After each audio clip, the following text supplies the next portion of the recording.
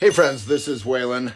We get a lot of obnoxious comments whenever we post about politics here at Elephant Journal. And I wanted to communicate a few of them in my reply. One of them is stay in your lane. Anyone in your life who tells you to stay in your lane maybe shouldn't be in your life. That's just a word to the wise.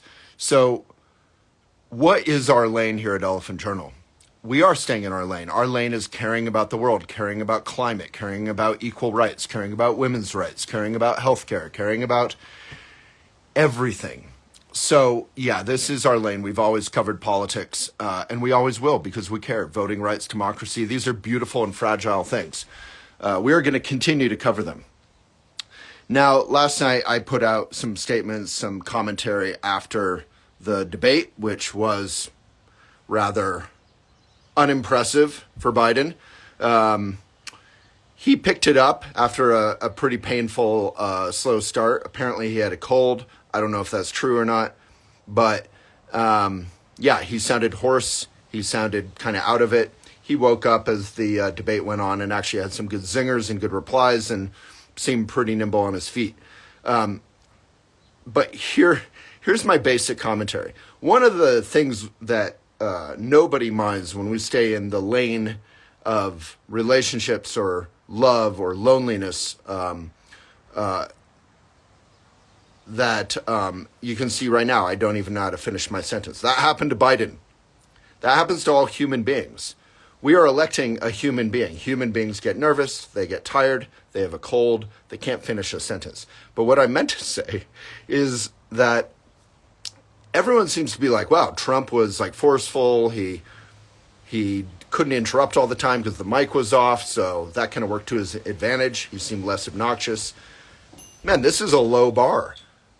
So I was saying to my fiance this morning, it's like if you go on a first date or a second date with someone and they're vaguely eloquent, they're kind of jerks and they're painful to listen to, but you know, they're coherent and,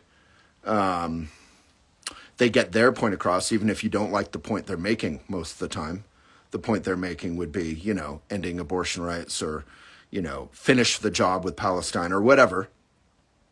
You would not go on a second date with that person. If you go on a date with someone who's nice and decent, doing their best, doing a good job in their life for everyone they care about, they're decent, they're kind, but they seem kind of out of it, they're tired, you know, maybe give them a second date. To me, that's the analogy that too much of America, too much of this world, we're just looking for looks, we're looking for charm, we're looking for bluster, we're looking for confidence. When really, you know, this is a relationship for our whole country, and what we should be looking for is integrity, decency, caring. So that's basically how I feel.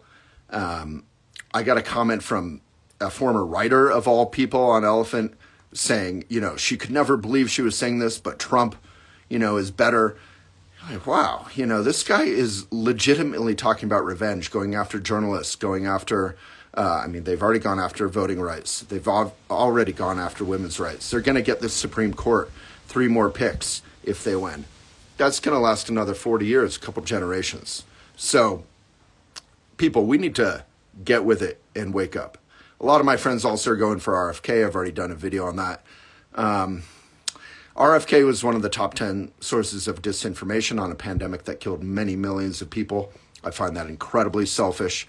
Anyone who's willing to lie and is smart enough to know that they're lies, I don't trust him. He's also defended Confederate statues and said he's against abortion after 3 months nationally. That's a recent interview I've watched. I'm not misquoting him. You can check it out on YouTube. It's one of the top results if you search RFK, abortion, you know.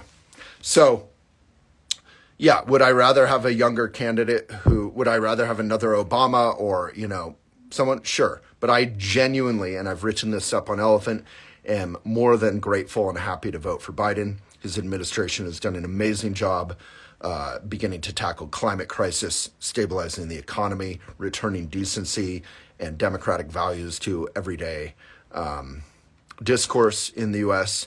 And yeah, I really don't like what's happening in Palestine. I wish he was pushing back harder against Netanyahu, Bibi, who is a tyrant. But, Trump loves tyrants. He loves Bibi. He loves,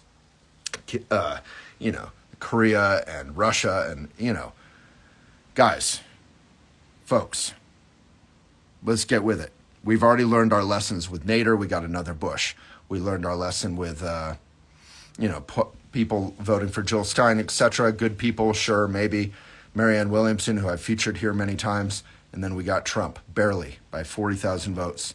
We need to win this if we have any chance to balance the Supreme Court, combat climate crisis. It's existential to me. Protect democratic values and voting rights.